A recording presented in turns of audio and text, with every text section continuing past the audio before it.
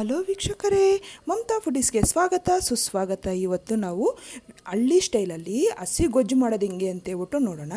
ಇದು ಹಳ್ಳಿಯಲ್ಲಿ ಜನ ಇದನ್ನು ಅಮೃತ ಅಂತಲೇ ತಿಂದ್ಬಿಟ್ಟು ಅಷ್ಟು ಟೇಸ್ಟಿಯಾಗಿದೆ ಅಂತೇಳ್ಬಿಟ್ಟು ಇಷ್ಟಪಟ್ಟು ತಿಂತಾರೆ. ಬನ್ನಿ ನಾವು ಟೇಸ್ಟಿಯಾಗಿರೋಂಥ ಗೊಜ್ಜು ಮಾಡ್ಕೊಂಡು ಒಂದು ಸಲ ಆದರೂ ಮಾಡಿಬಿಟ್ಟು ತಿನ್ನೋಣ ಹೆಂಗೆ ಅಂತೇಳ್ಬಿಟ್ಟು ತೋರಿಸ್ಕೊಡ್ತೀನಿ ನಾನು.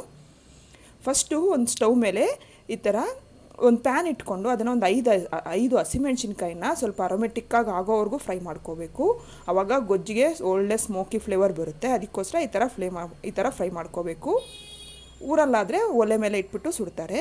ಈಗ ಅದನ್ನೊಂದು ಸೈಡ್ಗೆ ಇಟ್ಕೊಂಡು ಒಂದು ಪ್ಯಾನ್ಗೆ ಒಂದು 2-3 ಡ್ರಾಪ್ ಅಷ್ಟು ಎಣ್ಣೆ ಹಾಕಿ ಅದಕ್ಕೆ ಒಂದು 3 ಒಣಮೆಣ್ಸಿನ್ಕಾಯಿ, 1 ಟೀ ಸ್ಪೂನು ಜೀರಿಗೆನ ಹಾಕ್ಬಿಟ್ಟು ಒಂದು ಸ್ವಲ್ಪ ಫ್ರೈ ಮಾಡ್ಕೋಬೇಕು. ಅರೋಮೆಟಿಕ್ಕಾಗಿ ಆಗೋವರೆಗೂ ಫ್ರೈ ಮಾಡ್ಕೋಬೇಕು. ನೋಡಿ, ಈಗ ಗೋಲ್ಡನ್ ಕಲರ್ ಬಂದಿದೆಯಲ್ಲ. ಈಗ ಇದನ್ನು ಬಿಸಿ ಇದ್ದಾಗೆ ನಾವು ಇದನ್ನು ಪುಡಿ ಮಾಡ್ಕೋಬೇಕು. ಒಣಕಲ್ಲಲ್ಲಿ ಪುಡಿ ಮಾಡಿಕೊಂಡ್ರೆ ಒಳ್ಳೆಯದು ಮಿಕ್ಸಿಗಿಂತ. ನೋಡಿ, ಈ ಥರ ಸ್ವಲ್ಪ ತರಿಯಾಗಿ ಪುಡಿ ಮಾಡ್ಕೋಬೇಕು.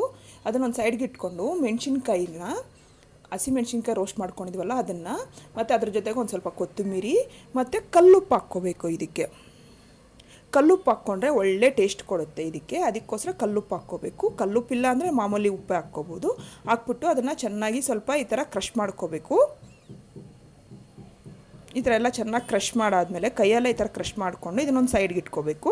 ಈಗ ಒಂದು ದೊಡ್ಡ ಬೌಲ್ ತೊಗೊಂಡು ಅದಕ್ಕೆ ಅರ್ಧ ಲೀಟ್ರು ಹುಣಸೆಹಣ್ಣನ್ನು ಈ ಥರ 100 ಗ್ರಾಮ್ ಹುಣಸೆಹಣ್ಣನ್ನ ಕಿವುಚಿಬಿಟ್ಟು ತೊಗೊಂಡಿದ್ದೀನಿ. ಅರ್ಧ ಲೀಟ್ರಷ್ಟು ನೀರು ತೊಗೊಂಡು ಅದಕ್ಕೆ ಒಂದು ದೊಡ್ಡ ಸೈಜ್ ಈರುಳ್ಳಿನ ಈ ಥರ ಕಟ್ ಮಾಡಿ ಕೈಯಲ್ಲಿ ಈ ಥರ ಚೆನ್ನಾಗಿ ಸ್ಮ್ಯಾಶ್ ಮಾಡ್ಕೋಬೇಕು. ಈ ಥರ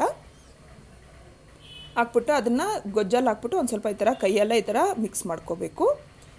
ಈಗ ಅದಕ್ಕೆ ಒಂದು ಸ್ವಲ್ಪ ಕಟ್ ಮಾಡಿರೋವಂಥ ಕರಿಬೇವು ಒಂದು ಸ್ವಲ್ಪ ಹಾಕಬೇಕು. ಈಗ ಕಟ್ ಮಾಡಿರೋ ಹಸಿಮೆಣ್ಸಿನ್ಕಾಯಿನ ಈ ಥರ ಒಂದು ಸ್ವಲ್ಪ ಕ್ರಷ್ ಮಾಡಿ ಹಾಕ್ಕೋಬೇಕು. ಈಗ ಅದಕ್ಕೆ ಒಂದು ಚಿಕ್ಕ ಸೈಜ್ ಟೊಮೊಟೊ, ಇದು ಆಪ್ಷನಲ್ಲು, ಇಷ್ಟ ಇದ್ರೆ ಹಾಕ್ಕೋಬೋದು, ಇಲ್ಲಾಂದರೆ ಸ್ಕಿಪ್ ಮಾಡ್ಕೊಳ್ಳಿ. ಹಾಕಿದ್ರೆ ಅಂತೂ ಒಳ್ಳೆ ಟೇಸ್ಟ್ ಕೊಡುತ್ತೆ. ಈಗ ಅದಕ್ಕೆ ಅರ್ಧ ಟೀ ಸ್ಪೂನು ಅರಿಶಿನ.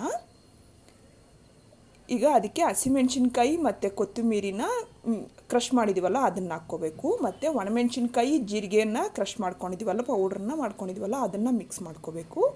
ಹಾಕ್ಬಿಟ್ಟು ಈಗ ಇದನ್ನು ಕೈಯಲ್ಲಿ ಚೆನ್ನಾಗಿ ಮಿಕ್ಸ್ ಮಾಡ್ಕೋಬೇಕು. ಅಂದರೆ ಉಪ್ಪು ಚೆನ್ನಾಗಿ ಕರಗೋವರೆಗೂ ಇದನ್ನು ನಾವು ಕೈಯಲ್ಲಿ ಚೆನ್ನಾಗಿ ಮಿಕ್ಸ್ ಮಾಡ್ಕೋಬೇಕು. ಅಷ್ಟೇ ಆಗಿದೆ. ಈಗ ಅದು ಕೈಯಲ್ಲಿ ನಾವು ಎಷ್ಟು ಚೆನ್ನಾಗಿ ಇಸ್ಕ್ತೀವಿ ಅಂತ ಹೇಳ್ಬಿಟ್ಟು ಅಷ್ಟು ಟೇಸ್ಟಿಯಾಗಿರುತ್ತೆ. ಅಷ್ಟೇ ಆಗಿದೆ. ನೀವು ಮನೇಲಿ ಟ್ರೈ ಮಾಡಿ.